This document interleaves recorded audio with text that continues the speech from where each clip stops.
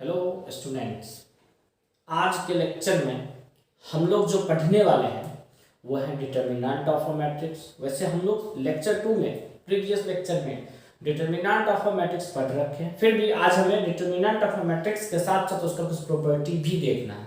और साथ ही साथ आज का लेक्चर काफ़ी इम्पोर्टेंट होने वाला है, क्योंकि आज के लेक्चर में हम आपको फिर से डिटर्मिनेंट को फाइंड करने का एक छोटा सा और आसान सा ट्रिक बताएंगे। साथ ही साथ हम लोग एडजॉइंट ऑफ मैट्रिक्स भी पढ़ेंगे और एडजॉइंट का भी ट्रिक बताएंगे। एडजॉइंट के क्वेश्चन को अगर आप तरीके से कीजिए तो उसका पूरा कैलकुलेटिव मतलब पूरा कैलकुलेशन लगभग 4 से 5 मिनट लग जाता है, लेकिन आज हम आपको एक ऐसा ट्रिक बताएंगे जिसमें आप 4 से 5 सेकेंड के अंदर आप डिटर्मिनेंट का वैल्यू और 10 से 15 सेकेंड के अंदर एडजॉइंट ऑफ अ मैट्रिक्स निकाल सकते हैं। तो सबसे पहले आज जो है आप हेडिंग दे दीजिए determinant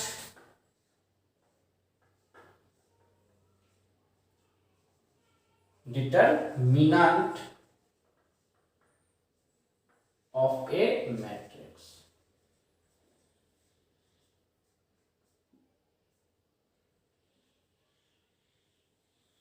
determinant of a matrix में सिंपल सा बात यह है कि अगर कोई एक मैट्रिक्स दिया हुआ है, गिवन मैट्रिक्स है, तो उसके एलिमेंट का अरेंजमेंट जिस तरीके से भी किया हुआ है उसको विदाउट चेंज किए, बिना चेंज किए हम दो स्ट्रेट लाइन के बीच में अरेंज कर देंगे, वही हमारा डिटर्मिनेंट हो जाएगा। यहाँ पे हम लोग डिटर्मिनेंट और मैट्रिक्स के बीच थोड़ा सा डिफरेंस भी सीखेंगे। सबसे पहला डिफरेंस, डिटर्मिनेंट दो स्ट्रेट लाइन के बीच नंबर अरेंज होता है और मैट्रिक्स ब्रैकेट के अंदर यानी बिग ब्रैकेट के अंदर में नंबर को अरेंज करना होता है। दूसरा चीज, मैट्रिक्स का कोई न्यूमेरिकल वैल्यू नहीं होता है, मैट्रिक्स का सिर्फ अरेंजमेंट है, जबकि डिटर्मिनेंट का न्यूमेरिकल वैल्यू होता है, जो कि मेन चीज है। तो सबसे पहले डिटर्मिनेंट ऑफ मैट्रिक्स में आप डिफिनेशन लिख लीजिए। लिखिए let A be a square matrix. A को क्या माने हैं? Square matrix. Then the determinant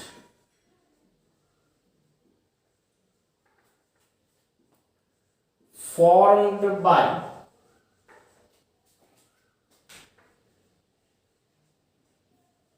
the elements formed by the elements of A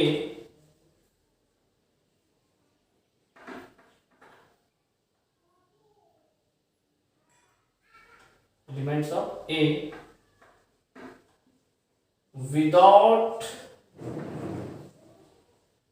changing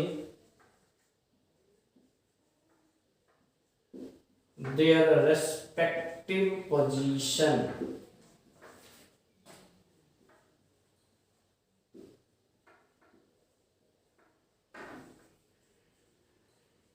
is called determinant of A, and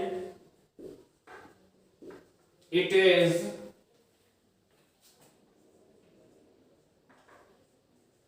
denoted by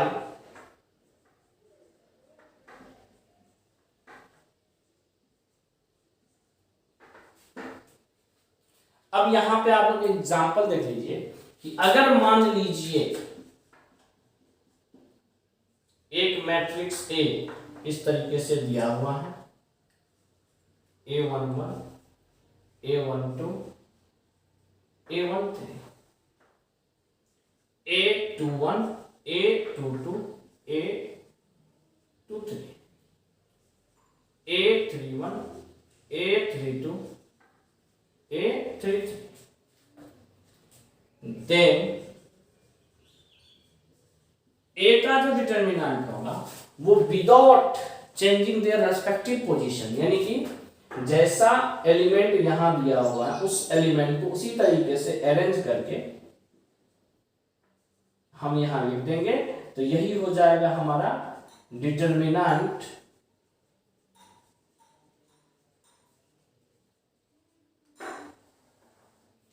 of matrix A. अब इसके बाद trick हम लोग last में सीखेंगे। अब इसके बाद अब यहां पे कुछ प्रॉपर्टी है, तो आप हेडिंग दे दीजिए properties of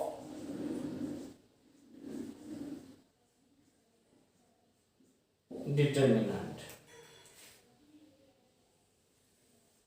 properties of determinant में सबसे पहला प्रॉपर्टी आप यहां नोट कीजिए, आई का डिटर्मिनेंट 1 के बराबर होगा। यानी कि यूनिट मैट्रिक्स का जब भी आप डिटर्मिनेंट निकालिएगा तो आपको किसके बराबर हो जाएगा, 1 के बराबर। और सिमिलरली जब जीरो मैट्रिक्स का डिटर्मिनेंट निकालिएगा तो आपका किसके बराबर हो जाएगा, 0 के बराबर। और तीसरा, अगर आप ए के ट्रांसपोज का डिटर्मिनेंट निकालिए या ए का डिटर्मिनेंट निकालिए, दोनों का ही वैल्यू क्या होगा, तो सेम होगा।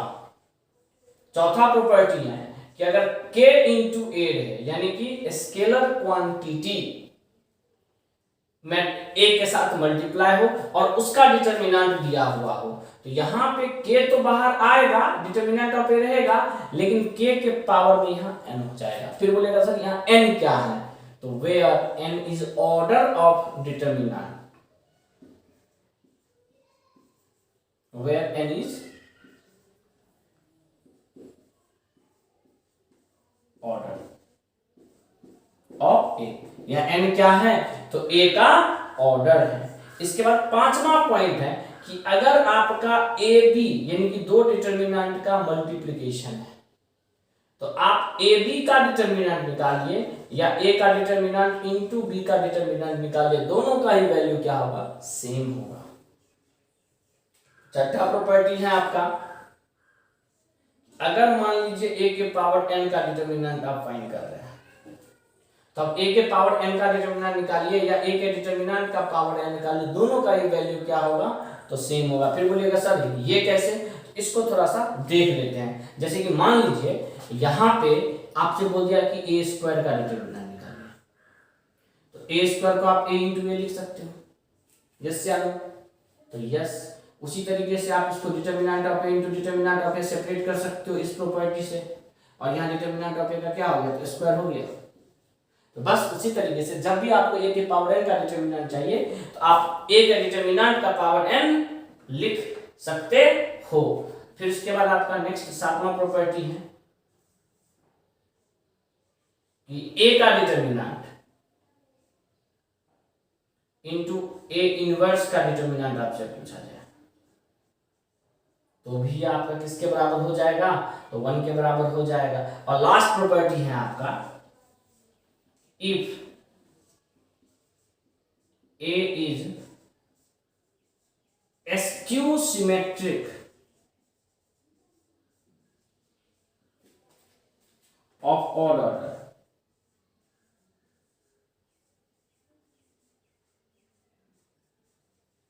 then determinant of a बराबर 0। अब थोड़ा अच्छे से एक बार फिर से हम प्रॉपर्टी को समझा देते हैं। आई यूनिट मैट्रिक्स सबको जानते हो, उसका डिटर्मिनेंट 1, जीरो मैट्रिक्स 0 सबको जानते हो, उसका डिटर्मिनेंट 0। ए के ट्रांसपोज का डिटर्मिनेंट निकालो या ए का डिटर्मिनेंट निकालो, ये भी क्या हो जाएगा, सेम हो जाएगा। अगर स्केलर गुना है, स्केलर तो बाहर आएगा लेकिन उसके साथ में पावर n बाहर आएगा, ये याद रखिएगा हमेशा। जैसे होता क्या है, वैसे इन सब चीज़ों के बारे में हम बहुत अच्छे तरीके से कब समझेंगे, डिटर्मिनेंट में। लेकिन मैट्रिक्स भी डिटर्मिनेंट के बिना नहीं पढ़ा जा सकता है, तो थोड़ा बहुत हमें मैट्रिक्स का नॉलेज होना जरूरी है, इसलिए हम ये बताते हैं। जैसे होता क्या है, मैट्रिक्स में जब हम लोग कोई स्केलर कॉमन लेते हैं तो टोटल के टोटल एलिमेंट में कॉमन आ जाता है, जबकि डिटर्मिनेंट में जब कोई हम लोग कोई स्केलर क्वांटिटी कॉमन लेंगे तो या तो एक रो मिलेंगे या तो एक कॉलम में।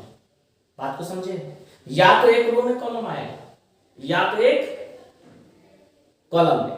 अब जैसे यहाँ के तो 9 के साथ गुना होगा, और ऑर्डर मान लीजिए n है तो n को ऑर्डर, तो प्रत्येक ऑर्डर में से ना k कॉमन होगा तो k का पावर n। a भी अगर गुना में है तो सेपरेट हो जाएगा, a के पावर n है तो a का डिटर्मिनेंट का पावर n हो जाएगा, और अगर a का डिटर्मिनेंट इंटू a के इनवर्स का डिटर्मिनेंट पूछा जाए तो 1 के बराबर होगा। इनवर्स अभी पढ़ेंगे, जस्ट इसके बाद हम लोग एडजॉइन पढ़ेंगे, एडजॉइन के जस्ट बाद इनवर्स पढ़ेंगे, तो चिंता मत कीजिए। और लास्ट 8वां, इस पे आपको एक क्वेश्चन भी करवा देंगे, टेंशन ना लीजिए, लेकिन कब? डिटरमिनेंट में। तो if A is skew symmetric of odd order, ध्यान रखना है कि ऑड ऑर्डर, तो ए का डिटरमिनेंट क्या हो जाएगा? 0। तो यही आपका 8 प्रॉपर्टी है डिटरमिनेंट से रिलेटेड। सबसे पहले आप इसको नोट कीजिए।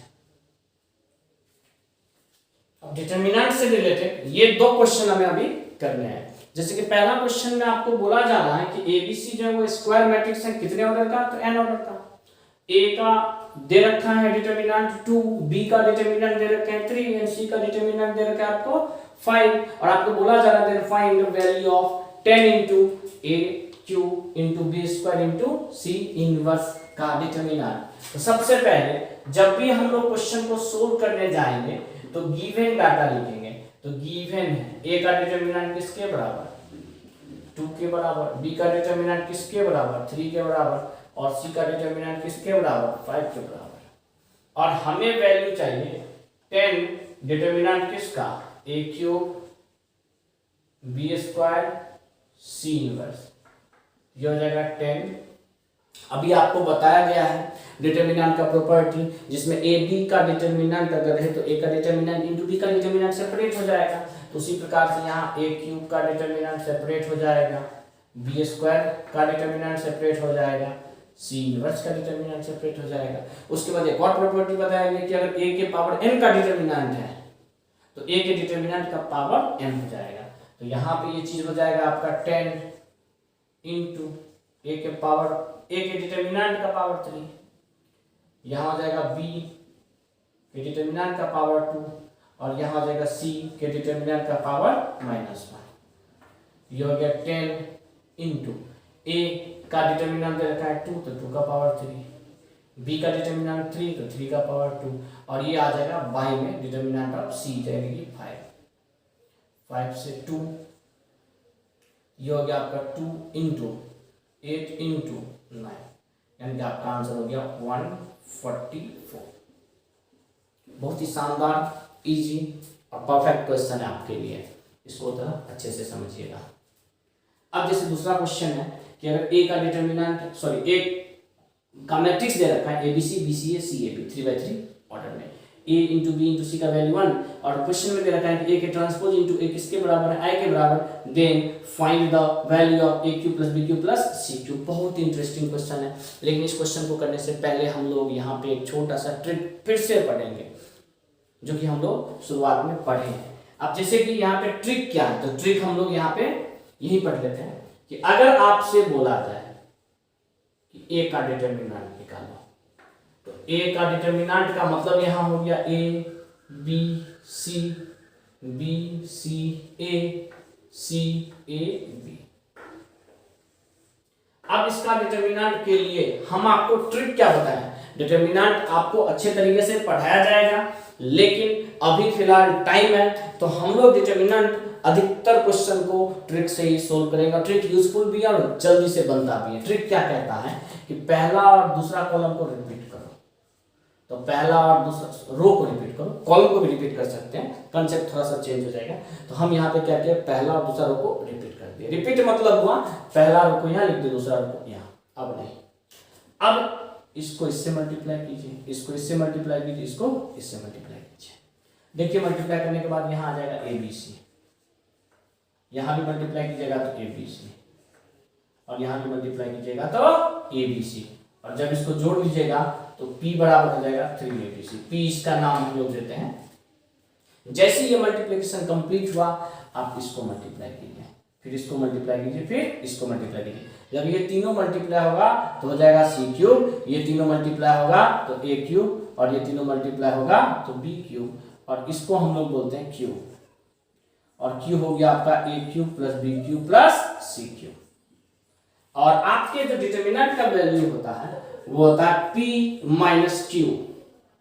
क्या होता है? P minus Q.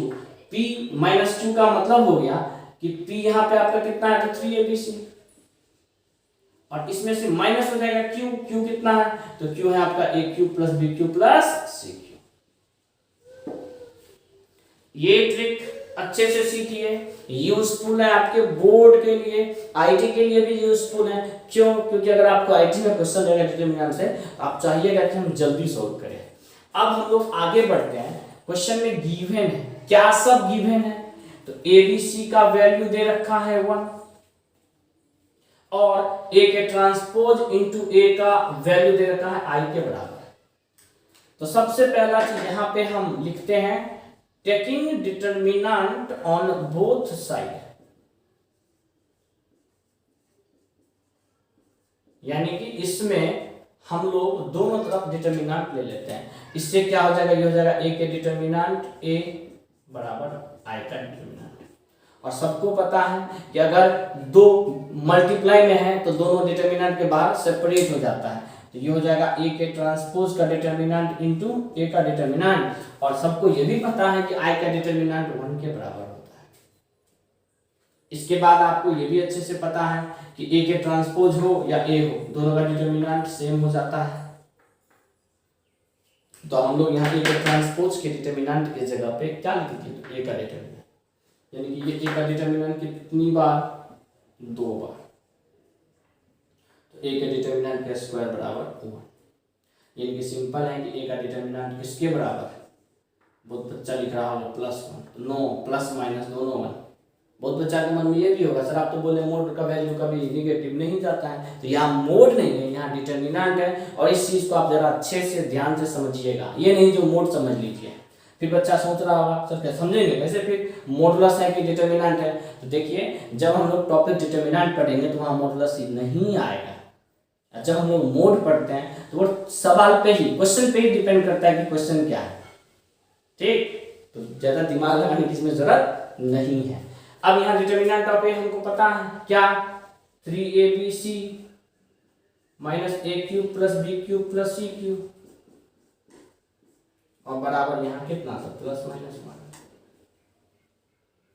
अब यहाँ पे एबीसी का वैल्यू कितना दे दिया है, तो 1, तो ये हो जाएगा 3। ये चीज इधर आएगा तो माइनस पहले से, ध्यान से समझना इसको, यहाँ माइनस पहले से। तो जब प्लस इधर आएगा तो माइनस हो जाएगा, जब माइनस इधर आएगा तो माइनस माइनस प्लस हो जाएगा। कहने का मतलब यहाँ +-1 ही रहेगा। और ये जो minus A cube B cube C cube है राइट साइड चला आएगा। इसका मतलब A cube plus B cube plus C cube बराबर, अगर प्लस वाला रहेगा तो 4 और माइनस वाला रहेगा तो 2, यानी कि A cube plus B cube plus C cube का वैल्यू हो गया आपको 4 या 2, और यही हमारा क्या हो गया आंसर। तो ये जो 2 क्वेश्चन है, ये 2 क्वेश्चन आपको डिटरमिनेंट के प्रॉपर्टी के बेस पे है, तो आप इसको नोट कीजिए।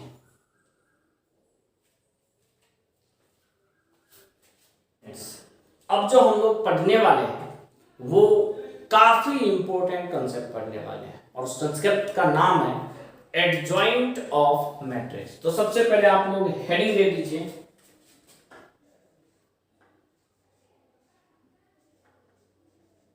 Adjoint of A matrix. क्या हेडिंग दे दीजिए, एडजॉइंट ऑफ ए मैट्रिक्स। जैसा कि हम आपको बोलते हुए आ रहे हैं काफी देर से कि डिटरमिनेंट का तो ट्रिक हम लोग पढ़ चुके हैं, अब हम लोग पढ़ेंगे एडजॉइंट का ट्रिक। लेकिन ट्रिक से पहले हम लोग समझते हैं एक्चुअल वे में कि एक्चुअल में ये जो एडजॉइंट है वो है क्या चीज। तो सबसे पहले इसका स्टेटमेंट लिखते हैं। इसका स्टेटमेंट लिखिए कि लेट ए बराबर ए आई जे, और इस ए आई जे का ऑर्डर हम लोग ले लेते हैं n cross n, C I J be the cofactor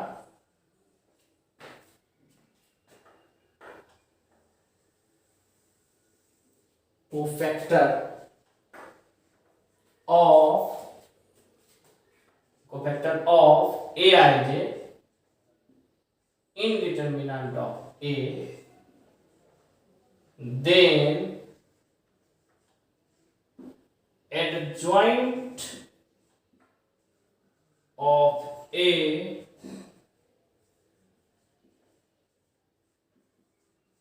is denoted by ABJA and is defined as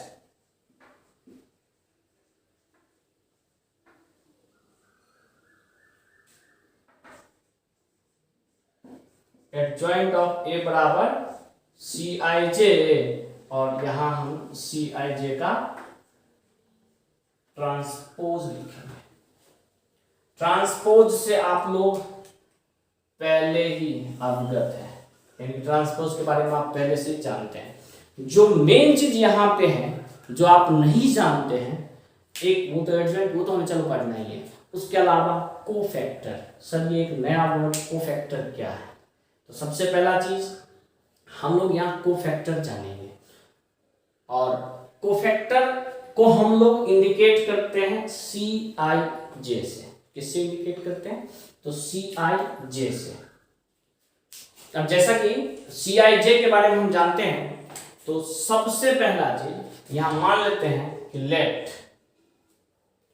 ए बराबर ए कोई एक आपका मैट्रिक्स मान लीजिए, तो A11, A12, A13, A21, A22, A23, A31, A32, A33।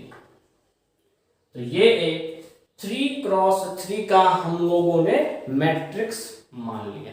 अब इसका अगर हमें एडजॉइंट निकालना है, तो इसका जो एडजॉइंट होगा, तो एडजॉइंट ए बराबर, अब हमको बारी बारी से सबका कोफैक्टर चाहिए। सी आई जे का मतलब होता है, सी आई जे का मतलब होता है कोफैक्टर ऑफ किसका? तो ए आई जे का। इसका मतलब इस A11 के कोफैक्टर को C11 बोलेंगे, इस A12 के कोफैक्टर को C12 बोलेंगे, और इस 13 के कोफैक्टर को C13 बोलेंगे। सिमिलरली ये C21, C22, C23, C31, C32, C33, और इसका होल ट्रांसपोज। और ट्रांसपोज जैसा कि आप जानते हैं कि रो चेंज हो जाता है कॉरेस्पॉन्डिंग कॉलम में, तो पहला रो यहाँ C11, C12, C13 किस में बदल गया? कॉलम में। दूसरा रो C21, C22, C23, और तीसरा रो C31, C32, C33, और ये होता है हमारा एडजॉइंट। अब C11 क्या होता है? तो C11 का मतलब हो गया कोफैक्टर ऑफ A11। थोड़ा ध्यान से देखिएगा इसको। C11 का मतलब हो गया कोफैक्टर ऑफ A11, यानी कि इसका कोफैक्टर। और इसके कोफैक्टर के लिए हम लोग को क्या करना पड़ता है?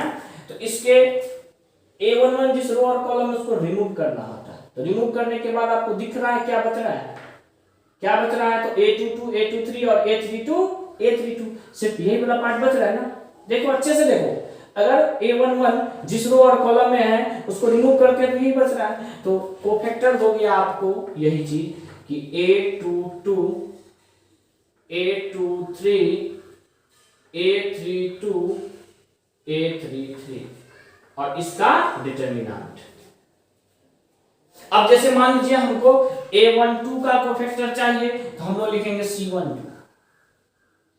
C12। तो इसके लिए ये जिस रो और कॉलम है उसको रिमूव कर दिया, तो ये आपका कॉलम रिमूव हो गया, ये आपका रो रिमूव हो गया। ध्यान से देखिए क्या बच रहा है, क्या बच रहा है आपका? तो ये सब बच रहा है 1 2 3 4। तो ये C22 का मतलब हो गया आपको कोफैक्टर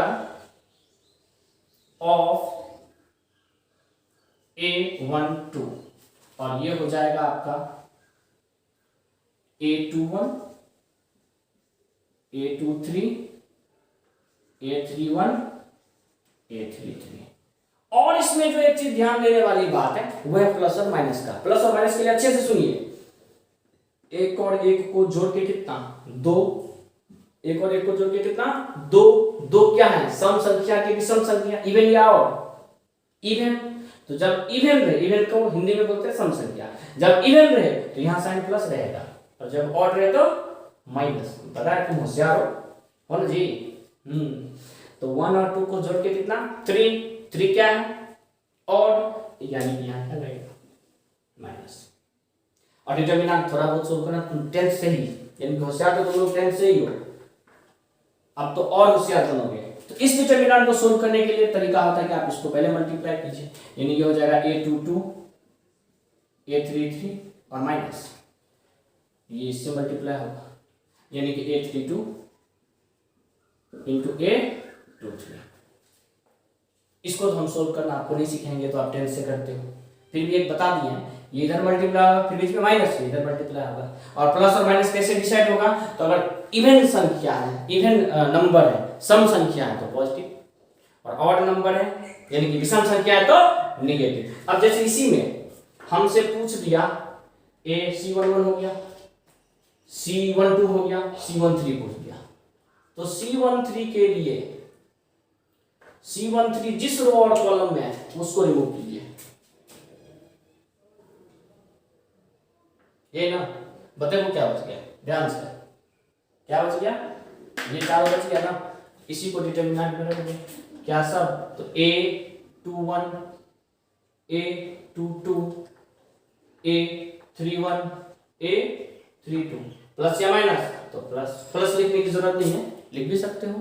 अब यही आपसे पूछ दिया जाए c21 क्या होगा, तो c21 जिस रो और कॉलम में है आप उसको रिमूव कर दीजिए, लेकिन पहले प्लस या माइनस, तो माइनस, क्यों माइनस, क्योंकि 2 और 1 को जोड़ के 3 होता है, 3 विषम संख्या है, तो c21 के लिए तो ये हट गया, ये हट गया, दिख रहा है सबको, तो आपका आंसर हो जाएगा a12 a13 a12 a13 a32 a33। इसी प्रकार c21 के बाद c22 का, तो आगे तो प्लस ही रहेगा, क्यों प्लस रहेगा, वो तो क्लियर हो रहा होगा, जोड़ के 4 आ रहा है जो कि विषम नहीं सम संख्या है, तो c22 के लिए ये पूरा रिमूव, ये पूरा रिमूव, तो बच गया a11 a13 a11 a13, और वहां बच गया a31 a33। अब इसी प्रकार c22 के बाद c23 का, तो c23 का हो जाएगा आपको पहले तो माइनस, माइनस क्यों, क्योंकि 2 और 3 को जोड़ के कितना 5, तो c23 का हो जाएगा कि आप इसको रिमूव कर दीजिए, इसको रिमूव कर दीजिए, यानी कि एलिमेंट जिस रो और कॉलम में उसको रिमूव करके बाकी बचे हुए को डिटरमिनेंट के अंदर लिख दीजिए, तो ये हो जाएगा आपका a11 a12 और a31 a32 का डिटरमिनेंट। अब यहीं पे पूछ दे c31 क्या होगा, तो c31 यानी कि आपका ये रिमूव हो गया, ये रिमूव हो गया, तो a12 a13 a22 a23। अब ये पूछ दे c32 क्या होगा, तो सबसे पहले तो आप माइनस देना सीख लीजिए, माइनस क्यों, फिर से बोल रहे हैं कि अगर ऑड रहेगा तो माइनस, इवन रहेगा तो प्लस, कहां और कहां इवन, इस दोनों को जोड़ के इवन या ऑड, तो c32 के लिए ये रिमूव हो जाएगा कॉलम, ये रिमूव हो जाएगा रो, तो बचेगा a11 a13 a21 a23। इसके बाद लास्ट अगर c33, इसको अच्छे से सबसे पहले इसको लिखेंगे कोफैक्टर ऑफ a33, और a33 का कोफैक्टर का मतलब a33 जिस रो और कॉलम में उसको रिमूव करना है, इसको रिमूव कर दीजिए, हो गया रिमूव। जो बच गया उसको लिख दो, क्या बच गया, a11 a12 और a21 a22, और आगे क्या होगा माइनस ना, 9 3 3 जोड़ के कितना 6, तो आगे हो जाएगा आपका प्लस।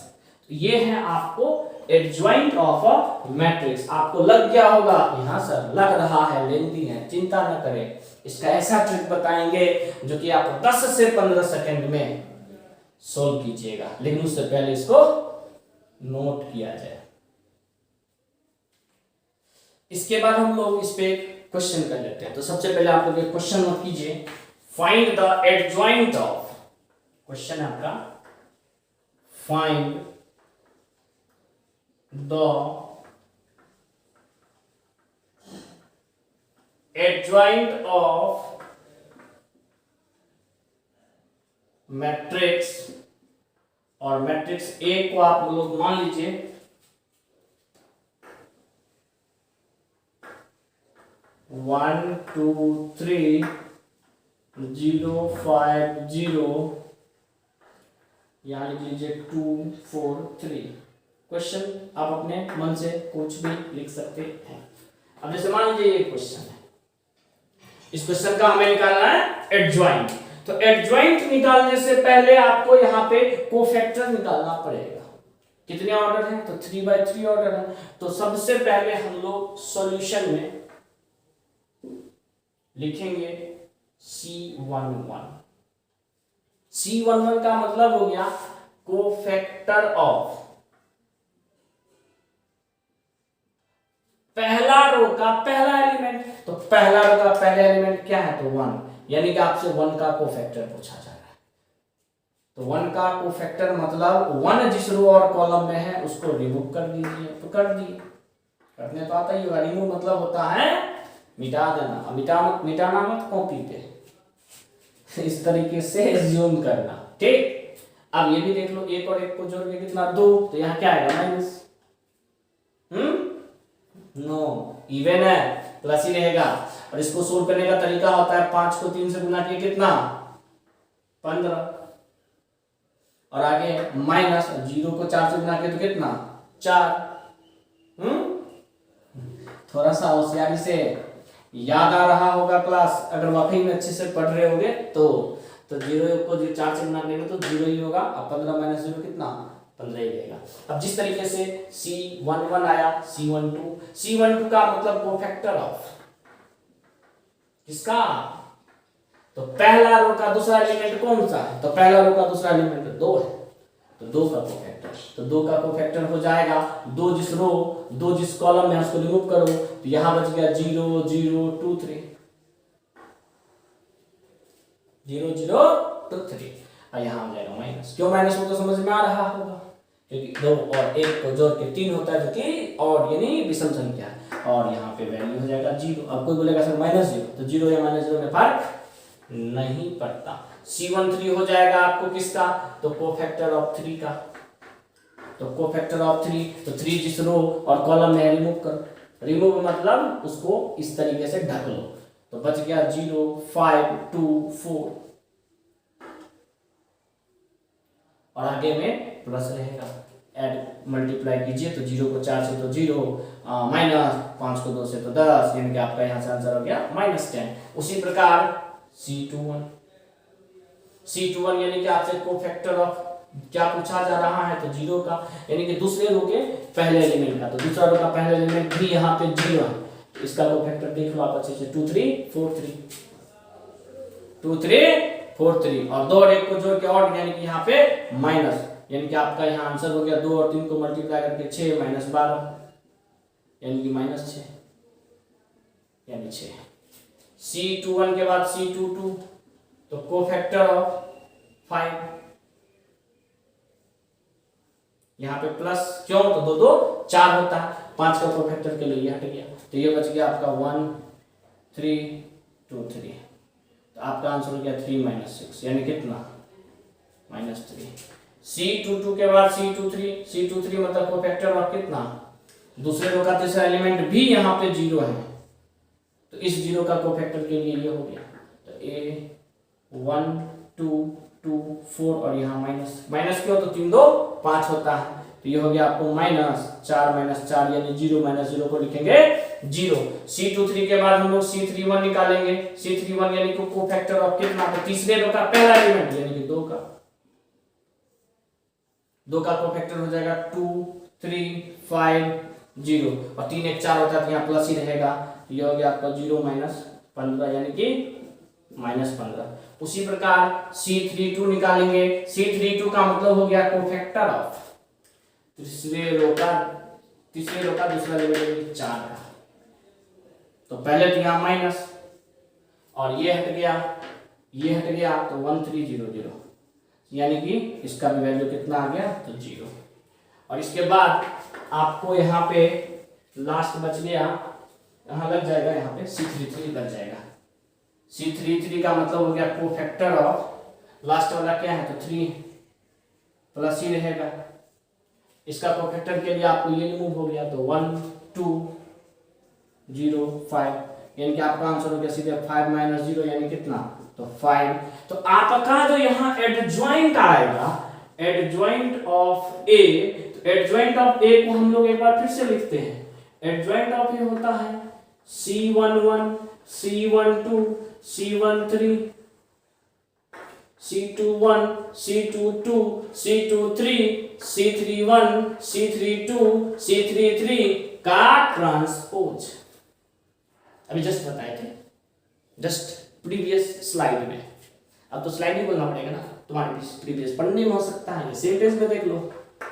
अब इसका ट्रांसपोज, तो ट्रांसपोज होता है कि पहला रो बदल जाएगा किसमें, तो पहला कॉलम में, दूसरा रो बदल जाएगा किसमें, तो दूसरे कॉलम में, और सिमिलरली तीसरा रो बदल जाएगा तीसरे कॉलम में।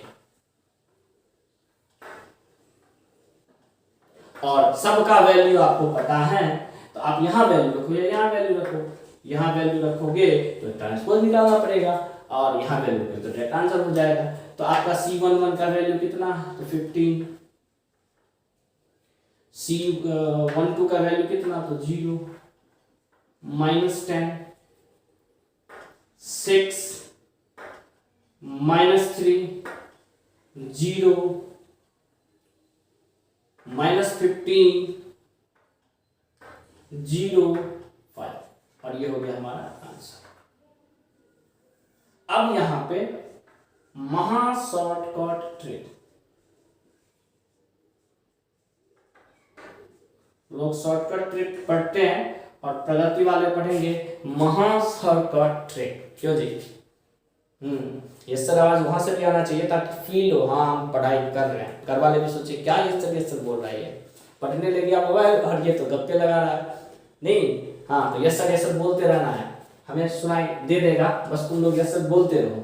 अब जैसे यहाँ पे एडजॉइंट का हम क्या बोले ट्रिक, तो पहले हमको डिटरमिनेंट निकालना किसका, एडजॉइंट निकालना किसका है, एडजॉइंट निकालना है हमें 1 2 3 0 5 0 2 4 3 का। ठीक, तो इसका नियम क्या है कि सबसे पहले आप पहला दो रो को रिपीट करो,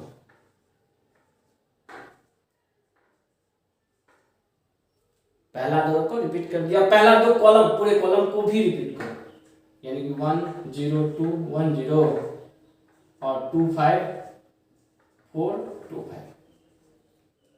क्या किए समझ में आ गया होगा? पहला दो रो को भी रिपीट किए, और दो रो को रिपीट करने के बाद जो पहला प्रॉपर कॉलम आया उस कॉलम को भी रिपीट किए। इतना करने में कितना टाइम? 50 मिनट नहीं, 5 सेकंड में ये लिख लेगा सब कोई। अब इसके बाद हमको यहाँ लिखना है क्या चीज, आंसर, एडजॉइंट ऑफ ए। कैसे? तो अब आप यहाँ पे पहला रो को और पहला कॉलम को, पहला रो पहला कॉलम को रिमूव करो। क्या करो? रिमूव। अब इसका अगर तुम डिटरमिनेंट निकालते हो तो पहला एलिमेंट, इसका डिटरमिनेंट बताओ क्या होगा? तो इसका डिटरमिनेंट हो जाएगा 5 या 15 माइनस 0, तो 15 माइनस 0 कितना? 15। अब इसका डिटरमिनेंट निकाल, इसका ए 4 का, ए 4 का। ध्यान से देखना, नजर इधर उधर नहीं होना चाहिए। सबसे पहले इसका डिटरमिनेंट निकाले तो 15। अब इसका डिटरमिनेंट निकालना, दिख रहा होगा 0 0 3 2 का कितना होगा? तो 0।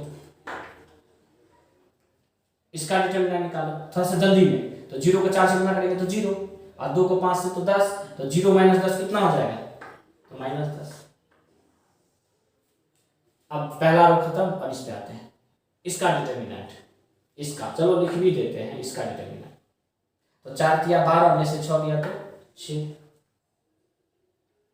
अब इसके बाद आगे बढ़ते हैं, अब इसका डिटरमिनेंट 3 माइनस 6, 1 3 से गुना होगा ये तो 3, और 3 गुना 6, 3 में से 6 गया तो -3।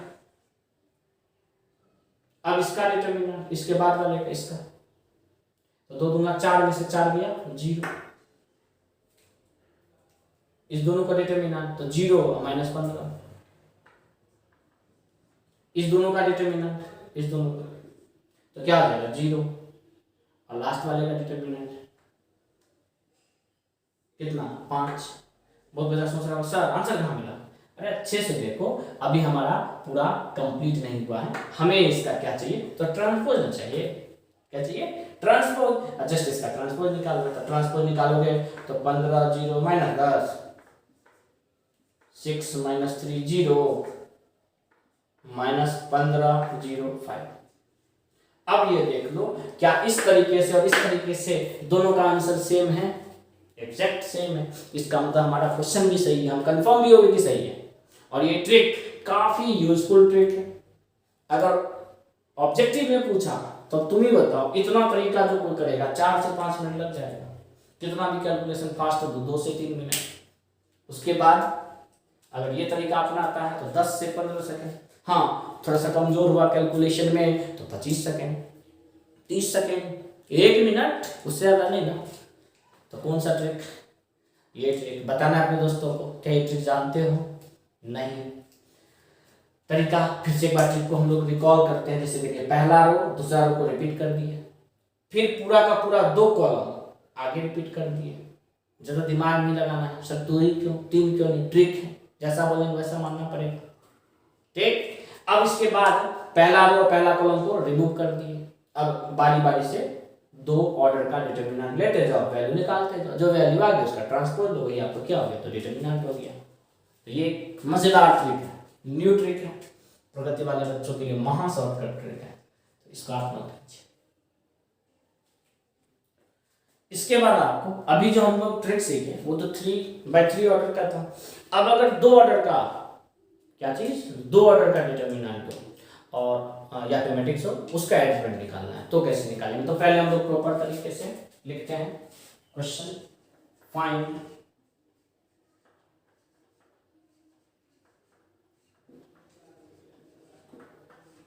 एडजॉइंट ऑफ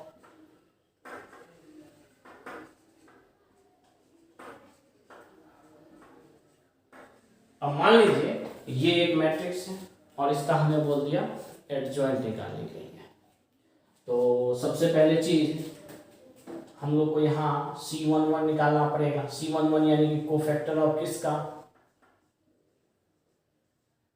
3 का, तो 3 जिस रो और कॉलम में उसको रिमूव कर दो तो बचेगा -5। बहुत बच्चा सोच रहा होगा सर -5 को कैसे लिखेंगे, तो -5 को जैसे डिटरमिनेंट में लिखते हो वैसे लिखेंगे, 3 ऑर्डर में 2 ऑर्डर का बच रहा था डिटरमिनेंट, और अगर 2 ऑर्डर का डिटरमिनेंट रहेगा तो 1 ऑर्डर में बचेगा। अब कितना दिमाग लगा रहा होगा सर 1 ऑर्डर लगा होगा तो क्या कुछ नहीं होगा, तो -5 और -5 का डिटरमिनेंट -5। बहुत बच्चा +5 भी लिख दिया होगा, क्यों, क्योंकि उसके दिमाग में तो वो प्लस घुसा हुआ है, जबकि हम लोग चैप्टर कौन सा पढ़ रहे हैं, डिटरमिनेंट। तो ध्यान रखिएगा यहाँ कंफ्यूज नहीं होना है। C12 यानी कोफैक्टर ऑफ किसका, तो -2 का, तो -2 का कोफैक्टर हो जाएगा, -2 जिस रो और कॉलम में है रिमूव करो तो बच गया 4। बहुत बच्चा तो लिख भी दिया होगा 4, वो भूल गया होगा यहाँ पे माइनस लगेगा, क्यों, क्योंकि 1 और 2 को जबकि 3 होता है, जबकि ऑड है, ऑड यानी विषम है, विषम में अगर बोला जाए तो नेगेटिव आता है। C21 का मतलब हो गया कोफैक्टर ऑफ 4 का कोफैक्टर हो जाएगा -2, और यहाँ भी माइनस लग जाएगा, -2 का डिटरमिनेंट -2 जब माइनस से गुना होगा तो 2, और C22 का हो जाएगा आपको कोफैक्टर ऑफ -5 का, तो -5 का डिटरमिनेंट और ये हो जाएगा -5। अब यहीं पे आपको एडजॉइंट A मान लेके चलते इसको, तो एडजॉइंट ऑफ A बराबर C11 C12 C21 C22 का ट्रांसपोज, सब वैल्यू निकाले हैं, सबको वैल्यू रख दीजिए, -5 -4 2, यहाँ भी -5 है, कहीं तो कहीं गलती किए हैं। अच्छा -5 का कोफैक्टर तो यहाँ 3 ना होगा जी, 3 ना होगा, 5 कैसे, कैलकुलेशन मिस्टेक। इसका ट्रांसपोज क्या हो जाएगा, तो ट्रांसपोज हो जाएगा -5 -4 2 3। अब ये भी करने में हमको लगा कि बहुत टाइम लग गया, अब इसके लिए भी एक छोटा सा ट्रिक सीखते हैं। तो बहुत बच्चा बोलेगा सर वो वाला ट्रिक नहीं लगाएंगे। नो, इसके लिए ट्रिक है आसान सा। सबसे पहला ट्रिक, मतलब स्टेप 1 में, 2 स्टेप में आपको ट्रिक बताएंगे। सबसे पहला स्टेप, इंटरचेंज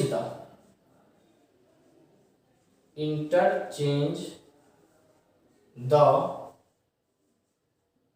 डायगोनल एलिमेंट।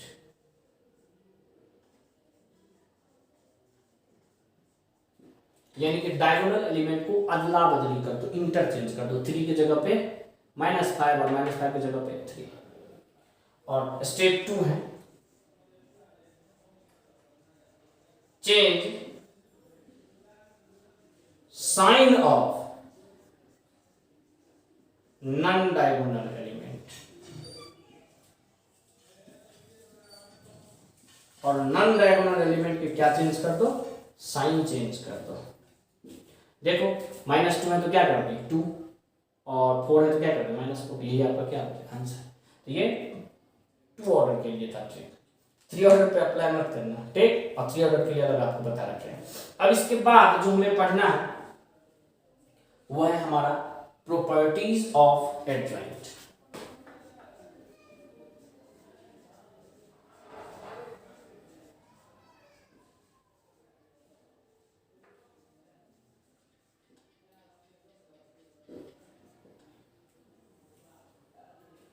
तो मेरे हिसाब से आज के लेक्चर के लिए ये काफी है। तो प्रॉपर्टीज ऑफ एडजॉइंट हम लोग नेक्स्ट लेक्चर में पढ़ेंगे, ठीक है। हाँ, अगर आपको आज का लेक्चर शॉर्टकट ट्रिक वगैरह सब पसंद आया हो तो वीडियो देखने के बाद लाइक, कमेंट, शेयर, और अगर सब्सक्राइब नहीं किए हो तो सब्सक्राइब करना ना भूलें, ठीक है। और जब भी आप लोग वीडियो देखते हैं तो कंप्लीट वीडियो देखा कीजिए। अब बहुत बच्चा कहते हैं तो हमको आता ही है, थोड़ा सा आगे बढ़ जाते हैं। अरे हो सकता है उसी छोटा सा पार्ट जहां तुम स्किप किए हो कुछ नया चीज बताए, ठीक। और इस लॉकडाउन में पढ़ाई तुम बहुत ज्यादा कर सकते हो बाकी दिनों की अपेक्षा, क्योंकि अभी तुम लोग कहीं खेलने कूदने भी नहीं जा रहे होगे। मोबाइल अगर तुम्हें मिला है घर की तरफ से ऑनलाइन पढ़ाई के लिए तो इसका यूटिलाइज करो पॉजिटिव वे में। ऐसा ना हो कि तुम्हारा लाइफ कुछ गलत डायरेक्शन में चला जाए कि आगे जाके अफसोस करना पड़े जिंदगी भर, क्योंकि मोबाइल घातक भी है, यूजफुल तो बहुत है और इसका साइड इफेक्ट भी बहुत है। वो तुम लोग अच्छे से जानते हो। बहुत बच्चा पबजी में लगा होगा, देखते होगे कितने फ्रेंड हैं। पबजी के अलावा कितना तो मूवी में 2 GB मिल रहा है, चलो डाउनलोड करते हैं। लेक्चर देखने का मौका कब मिलेगा तुमको फिर। तो उम्मीद है तुम अच्छे से पढ़ाई कर रहे होगे, लेक्चर कंप्लीट कर रहे होगे। और तुम लोग देखते हो कि नहीं देखते हो वो सारा हमें नोटिफिकेशन आ जाता है कि कितना आवर आपका बैच का ये लेक्चर चला है, तो आइडिया लग जाता है। तो तुम बोलो ना बोलो हमें पता ही होता है। और अगर तुम सोच रहे होगे कि हम पढ़ रहे हैं, सर को हम चीट कर रहे हैं, हाँ सर हम तो देख रहे हैं, मैसेज करते हो कितने बच्चे कि हाँ सर हम तो देख रहे हैं। देखो बेटा, मैसेज करने से हम नहीं समझेंगे तुम देख रहे हो, आओगे फिर हम समझेंगे तुम्हारे काबिलियत को। तुमसे अगर कुछ पूछा जाए सवाल तब हम समझेंगे कि हाँ तुम कितना सीख रहे हो। और अगर ठग रहे हो तो हमको नहीं ठग रहे हो, या तो खुद को ठग रहे होगे या अपने गार्जियन को। और इसका जो रिजल्ट है, इसका जो तुम्हें क्या कहते हैं होता है ना, कोई चीज के बाद इसका रिजल्ट आता है, तो उस ठगने का रिजल्ट तुम्हें ही भुगतना पड़ेगा। अच्छे वे में तो कभी नहीं, हाँ खराब वे में जरूर। इसलिए सलाह देना चाहेंगे हम कि पढ़ाई पे थोड़ा ज़्यादा फोकस करो। ये टाइम काफ़ी क्रिटिकल टाइम है, पता नहीं कब बैच स्टार्ट होगा। अगर फ्री लेक्चर मिल रहा है तो इस चीज़ का बेनिफिट उठाओ।